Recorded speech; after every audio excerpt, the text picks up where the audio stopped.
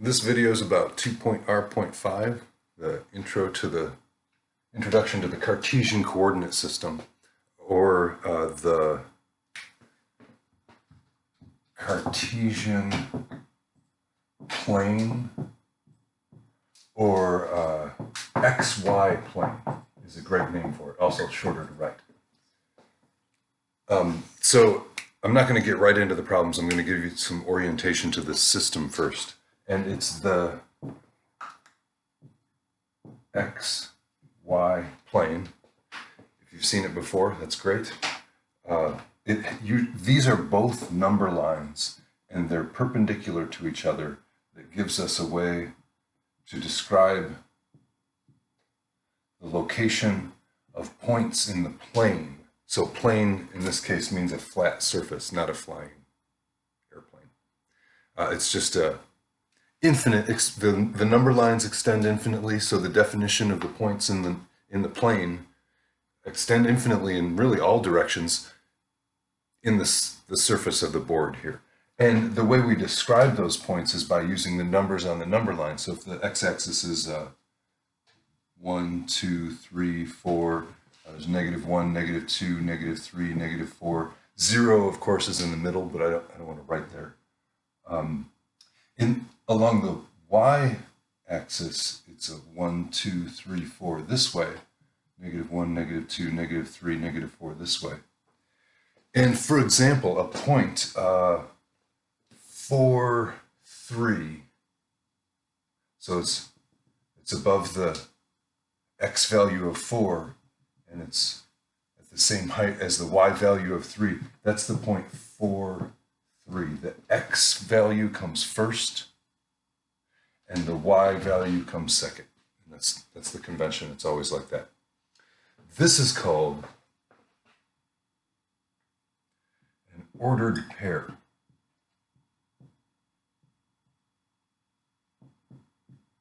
So it's a pair of numbers in a specific meaningful order. The x comes first. That's it. And ordered pairs in general, if you don't know what the numbers are, you can just call it an xy pair, or write it as x comma y. Enclosed in parentheses, but this is not an interval. So context is really, it looks like it could be an interval, except that 3 is to the left of 4. This would be not really an interval. It's written backwards for an interval, but it does look the same. It's the same symbols, parentheses, enclosing numbers separated by a comma. The context is the only thing that's going to make it clear, and there will be context. It's not going to be a guessing game. So what I'm going to do next is relate this ordered pair and xy to what makes this truly a chapter 2 section. Chapter 1 was about equations in one variable. Chapter 2 is concerned with equation in 2 variables. And it's exactly that. It's an equation that has more than, well, it's an equation that has exactly 2 variables. I'm going to work with this example a little bit. Y equals 2x plus 3. First of all, it's an equation. You can see the equal sign. And also, the 2 variables, x and y. And even though it's y equals 2x plus 3, I'm always going to read them in the order x, then y, because that's the order of ordered pairs. The solutions are ordered pairs. And we're going to look at a couple, but solutions are not numbers in this case. A solution to an equation in one variable is a number. A solution to an equation in 2 variables is an ordered pair. I have to have an x and a y to solve this. So they're ordered pairs, and those correspond to points in the plane. This equation has infinitely many solutions, ordered pairs that are solutions of this equation. And those equations all are on a line in the xy plane. So that's the kind of geometry, the shape that we're going to study. This is the type of equation Let's look at a couple. -2, -1. I'm claiming that this is a solution to this equation. I'm going to show you why. It's because of this. If I take that point and I plug it into this equation, the y is -1. The right-hand side is 2 times x is -2 plus 3. And I'm going to put a question mark just for my own comfort. I'm not sure if those are equal. That's what I'm checking. So -1 is simplified. Is that equal to, well, 2 times -2 is -4, plus 3 is -1. And I don't need a question mark for that one. That's true. This checks out when I plug in the x and y values to this equation. It gives me a true statement. That means this is, in fact, a solution of the equation. I'm going to do this one more time really quickly. I want to leave this equation here. But this time, I'm going to check the solution 0, 3. So 0, 3, the x, y pair. If I plug in, well, the y is a 3, and I'm going to check if that's equal to 2 times 0 plus 3. That's the 0 I'm plugging in for x. 3, is that really equal to, well, this is 0. 2 times 0 is 0. And yes, 3 equals 3 is what that really says. That's true, and this is, in fact, a solution. All right, I've got one more thing before we get into the problems, and that's some terminology with the xy plane. These are called quadrants. The quadrants of the plane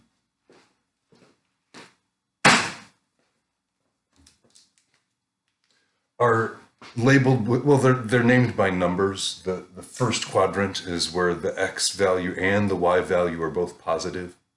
If I go over here, the y values are positive, but the x values are, I'm on the negative side of the x-axis. To the left of the y-axis is where the x's are negative. So this has negative x-coordinate and positive y-coordinate everywhere in this quadrant. This quadrant, the third quadrant, has both negative, so it's less than 0 for the x and for the y. And then this one has a positive x-coordinate but a negative y-coordinate. These are called 1, 2, 3, and 4. And they're almost always Roman numerals. The Roman numbers are used for this, 1, 2, 3, 4. You can notice that we're going around from the first quadrant counterclockwise. 1, 2, 3, 4. So the Roman numerals, you just kind of have to recognize them. The first 3 are easy. The last one is a V, which is the Roman numeral for 5, with a bar before it, which makes it the number before it. That's how I remember that. IV is 5, VI is 6. So Roman numeral system, not a bad numeral system, but compared to our decimal system, Roman numerals are terrible. We're not going to use them. Just for the names of the quadrants. They sound like numbers when you say them, but they're really just labels. So some problems. The first one that I got was the basic problem. You're going to have to learn how to get Hawks to do this by the drag and drop, or click, drag and drop, whatever it is. You have to put the points on the graph. A is -7, 4, and B is -4, -7. And I'm going to show you how to do it. It's not a bad thing to write it down, but you'll probably be able to just do these on the screen because you're really just locating positions. So it actually takes more time to graph it because I have to draw my coordinate system. In this case, I noticed some numbers that are sevens. Well, they're -7s, but that's kind of why I made so many hash marks on my axes here. I didn't label it, but this is always the x-axis. This is always the y-axis. And for this first point A, which in Hawks, that's the first, since it's the first point, that's the first one that you need to click. It's going to give you the point labeled A. -7, 1, 2, 3, 4, 5, 6. There's -7. And 4, 1, 2, 3, 4 gives me this point right here. -7, 4. That's point A. And your first dot will be labeled with a point A. For point B, -4, -7. So -4, the x comes first. There's -4. And then -7. -7, 1, 2, 3, 4, 7. Right about there. It's a little bit easier with Hawks because they give you more of a grid than rather than two number lines. These are the axes, x-axis, y-axis. Axes is the plural. You have to find the location of that grid intersection here. It's -4, -7 for point B. And some of the problems have you graph 3 points, some are 2, but most of them are part A and part B. Part A is plot the points like we just did. Part B is to identify the ordered pair that describes the already plotted points. So identify is the key word here. And I'm going to try and draw this the best I can. So 1, 2, 3, 1, 2, 3.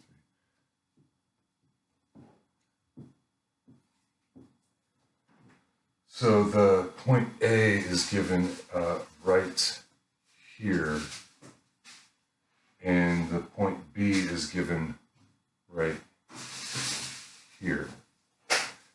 So there's A and there's B. And then the way I'm supposed to input my answer is like this. I've got A with 2 input boxes that I'm going to fill in, and also a B with 2 input boxes. And like the other problem, they might have 3 points plotted that they want the coordinates. This one had 2. For A, this is the point -3, -1. So it's 3 to the left and 1 down. -3 is the x position, -1 is the y position. And then for point B, x first, it's a -1 in the x direction. Write that down. And -3 in the y direction. I didn't label any of these, but they're all 1, 2, 3, -1, -2, -3. And if your graph is small enough, you really don't need labels, as long as they're the usual 1 unit at a time. All right, the second problem I have connects these ordered pairs we've been looking at. Not so much the graph yet, but the ordered pairs themselves, the XY pairs, to the equations in 2 variables. And number 2 is a 2-part problem also. It says determine if 3, 0 satisfies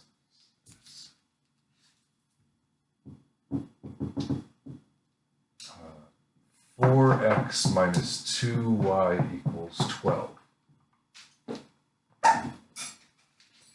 So we're supposed to decide if satisfies means makes it true.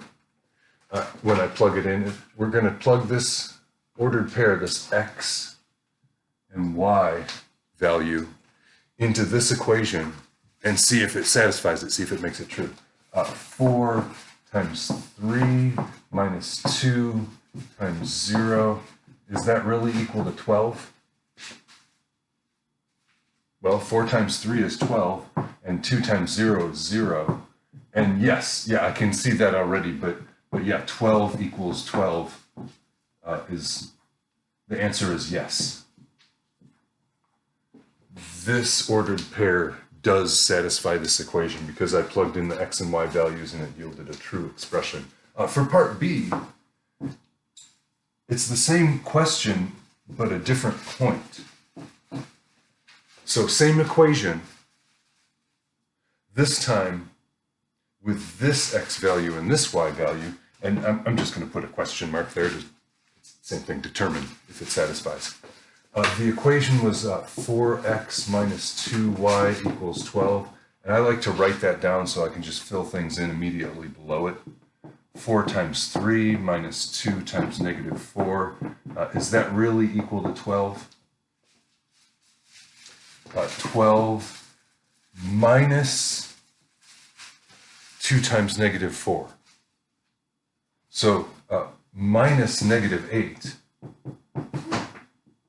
which is 12 plus 8. Is that equal to 12? No, what this says is 20 equals 8.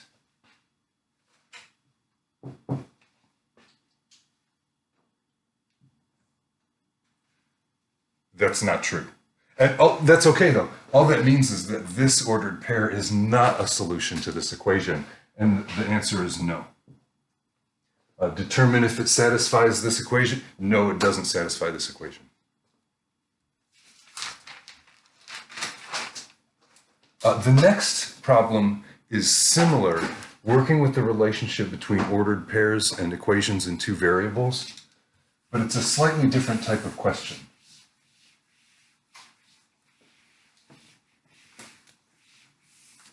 So with this one, for number 3, I was given the equation 5x minus 4y equals 17. And it usually says, consider the equation, No, I don't want to consider it. I want to be told what I'm supposed to do with it. But that's what they do next. A is determine the missing coordinate.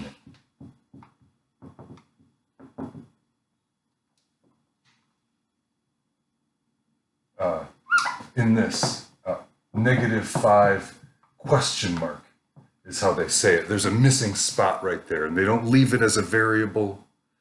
They put it as a question mark. Now, since it's in the right, it's the x value, I would just put a y, but they've got it written as a question mark. So the ordered pair satisfies the equation. That equation. This is the equation for the problem. The equation refers to that equation. This is the ordered pair that they're referring to, but we need to find out what that variable is. And what it says, what we do know is that x is equal to 5.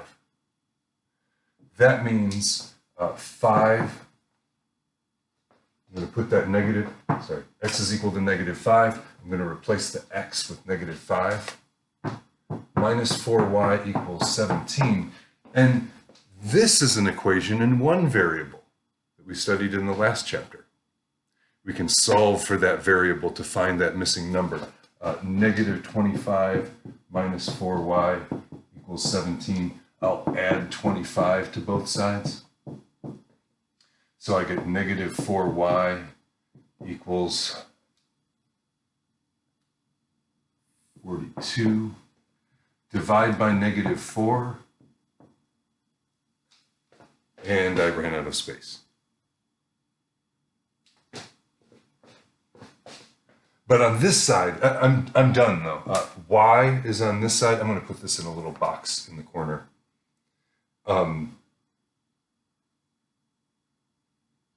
42 divided by negative 4. Well, those don't cancel perfectly, but I can cancel a factor of 2, negative 21 over 2. That's the missing coordinate, and that's what you need to put in as your answer. So you're going to need to do the fraction box, and I think you do have to put the the negative with the numerator on this one, just because of the way they give you the input. For part B, I'm going to leave the equation up there. This is part B.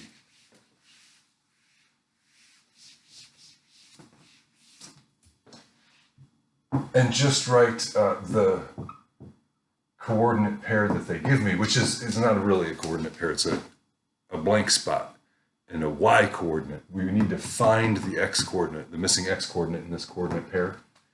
What it does tell me, though, is that y equals -3, and that means 5x minus 4 times -3 is equal to 17. No question mark or anything. I'm not checking something. I'm writing an equation, substituting in the value that I do have in order to find the one that I don't have. Equation in one variable, I'm going to do 5x plus 12 equals 17 to start. Then minus 12 on both sides. 5x equals 5, and I can divide by 5 to get x equals 1. So that's the number that I would need to put in for the answer box in the partially complete ordered pair that I'm given.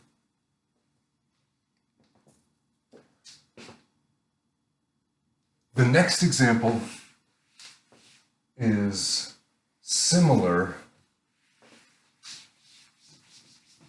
but this time our answer is going to be in a little bit different format. In this one, we're going to complete the table. And I like this one because there's less writing. I don't have to write a sentence. It's just, I really just have to draw the table and complete it. There's an X column and a Y column. For the first point, -3 blank. That's what I have to complete. But also, for the second point, blank 2, they've given me a Y value. I have to find the X. For the first one, if they give me the X, I have to find the Y. The equation is also part of the problem. Y equals -2x plus 2. So that's the table that I have to complete. This is the equation that I have to use to do so. For this first one, this whole thing is part A. This part B, we're just going to plot these points. But for part A, I actually have to solve this equation for the missing value. I don't have the y, so y equals -2. I have this x value, -3, that I can substitute for the x. This says -2 times -3 is 6 plus 2, and that is 8. So 8 is the value that I need to put here. That's the missing y value. For this one, I have the y value. I don't have the x value, though. So I'm going to separate off. That was my work for this top box. The y value is 2. The x value is unknown. And I'm going to solve for that by subtracting 2 from both sides. I get 0 equals -2x. Then if I divide by -2, I get 0 on the left. I get 0 on the left, and I get exactly x on the right. The -2's cancel. That's the number that I'm looking for. 0 is the x value that corresponds to the y value of 2 for this equation. And then part B of this problem, I'm going to take my work down to keep the table. With part B, it just says to plot the information from the first one. And so you have to do that with the Hawk's plotting device, plotting format. This one, -3, 8, that means I have to go 3 in the negative x direction. but 8. 1, 2, 3, 4, 5, 6, 7, 8. That's the first point. -3, +8. There's -3 on the x-axis. The other one, 0, 2. So 0, the x is 0. Positive x's are over here. Negative x's are over here. 0 is in the middle. And then the y coordinate is 2. So there's my second point. And that's really it for this problem. They're not going to do it for you this time. In the future, when you plot your 2 points from an equation in 2 variables, Hawks will usually complete the line for you. And that's what I wanted to do with this problem, but that's all they're saying is plot them. We do actually have everything we need here to complete the graph of the line. The next one was an application problem to tuition costs and changing tuition costs from the years 2004 to 2014, so a 10-year span. I'm going to write an abbreviated version. The tuition amount, y, is equal to 51.52x plus 4374. So this is a 2-digit number. This is a 4-digit number. But I have some decimals on this one. It has to do with dollar amounts. So tuition cost in year X, year X equals 0 corresponds to 2004. X equals 1 corresponds to 2005, and so on. X equals 9 corresponds to 2013. So this is still briefer than the big old sentence that they gave me. But there's even a table that they gave in this one that we don't use at all. But the table is a really good way to look at it because you can just see the numbers, the tuition value, tuition costs for each year. For this one, though, we're asked to find tuition in 2014.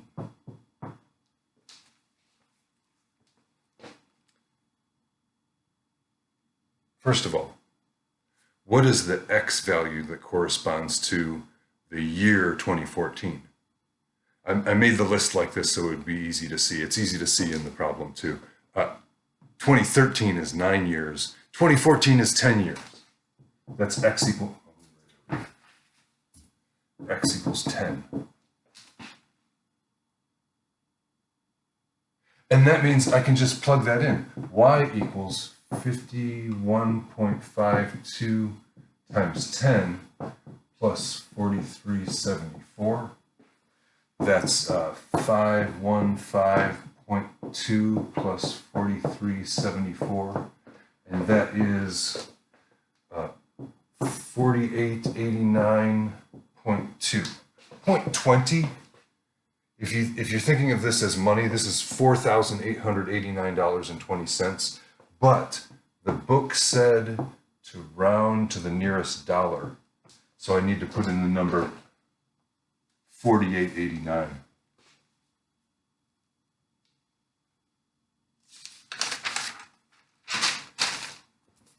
And another application problem with equations in 2 variables is, well, in general, formulas and conversion equations, but this one comes up quite a lot. The Fahrenheit to Celsius conversion equation.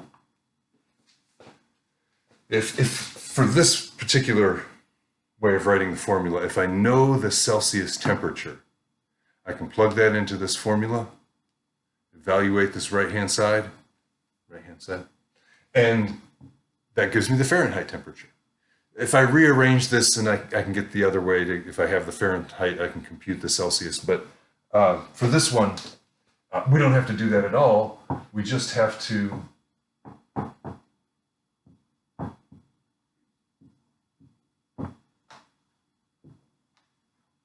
complete another table.